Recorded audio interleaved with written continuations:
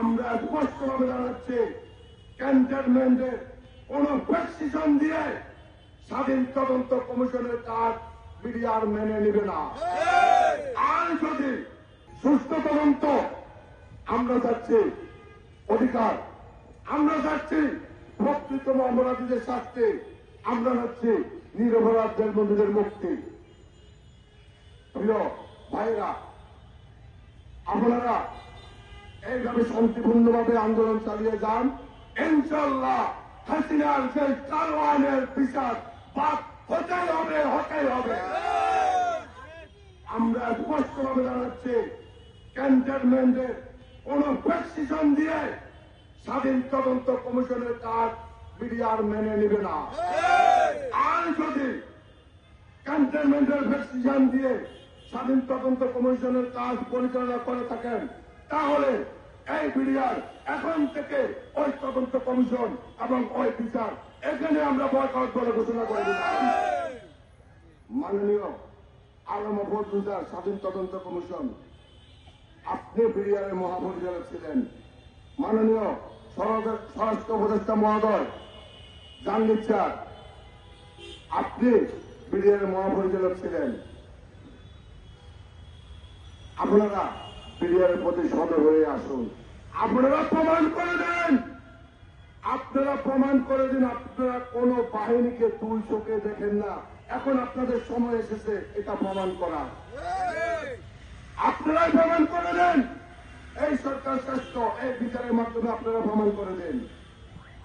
ছাত্র জনতা অভ্যর্থনের সরকার হয়ে আপনারা এসেছেন কারো দালালি করার জন্য নয়, আপনারা এসেছেন জনগণের সেবা করার জন্য এবং প্রকৃতম বিচার করার জন্য এবং সম্পূর্ণভাবে সংস্কার করে সকলের জন্য কাজ করার জন্য। কিন্তু দুঃখের বিষয়, আপনারা সকল কাজ করছেন, রাস্তায় শিশু করে 500 টাকা দিচ্ছেন, গরিবকে ভাত দিচ্ছেন রাস্তায় দাঁড়িয়ে, কিন্তু বিডিআরের বিচারটা আপনারা করতে রাজি নন। আপনাদের ভয় কোথায় আমাদেরকে বলুন, ইনশাআল্লাহ সেই ভয় তোমার আমরাই ভাঙবো। তাই আমি সকল ক্ষতিগ্রস্ত বিডিআর বাজে বলবো, আপনারা তো জড়া হবেন না, আপনারা নিজ নিজ জেলাতে আজকে জানিয়ে দিন, আগামী 6 তারিখ সন্ধ্যায় 6টার মধ্যে শাহবাগ মোড়ে এসে সকলকে হাজির হওয়ার জন্য। করে আমি আমার পূর্বেই আপনাদেরকে বলেছি, প্রিয় সাংবাদিক ভাই, আমাদের অবস্থান কর্মসূচি চলমান আছে এবং থাকবে।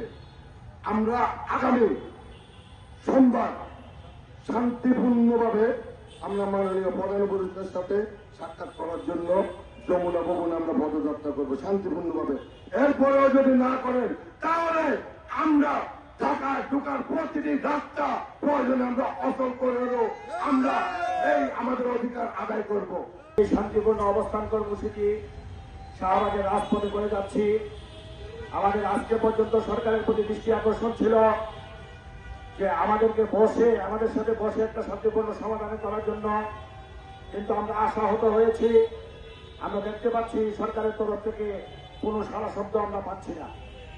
বিধায় আমাদের পূর্ব ঘোষিত সোমবারের যে কর্মসূচি, সেই কর্মসূচি আমাদের অব্যাহত থাকবে।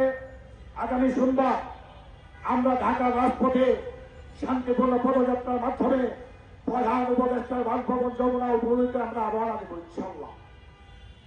আমাদের দাবি আদায় না হওয়া পর্যন্ত আমাদের এই কর্মসূচি অব্যাহত রেখে দেশের মানুষ এবং সরকারকে আমরা বোঝাতে চাই, আমরা শান্তিপূর্ণভাবে আমাদের দাবি আদায় করতে চাই। আমি আশা করব সরকারের পক্ষ থেকে আমাদেরকে অশান্তির দিকে ঠেলে দিবেন না।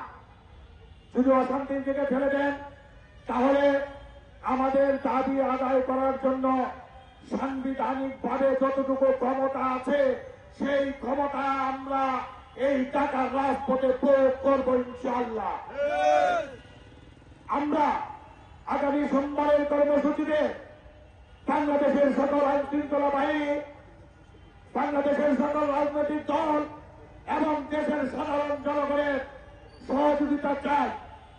আমরা দেশের নাগরিক, আপনারা আমাদেরকে সহযোগিতা করবেন, কারণ আপনারা জানেন ইতিমধ্যেই আমাদের যে স্বাধীন তদন্ত কমিশন হয়েছে একটা খাতার ভিতর ভরে দিয়েছে।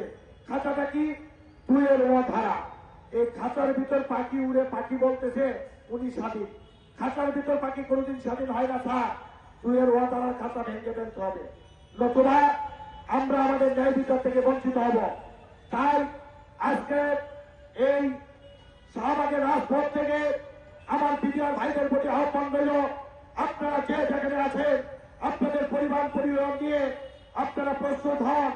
ইনশাল্লাহ ঢাকার রাজপথে সোমবার দেখা হবে। আমরা আমাদের দাবি আদায় না হওয়া পর্যন্ত সাংবিধানিক ক্ষমতা যতটুকু আছে, আমার সাংবিধানিক নাগরিক অধিকার যতটুকু আছে, সব কিছু ইনশাল্লাহ প্রয়োগ করব।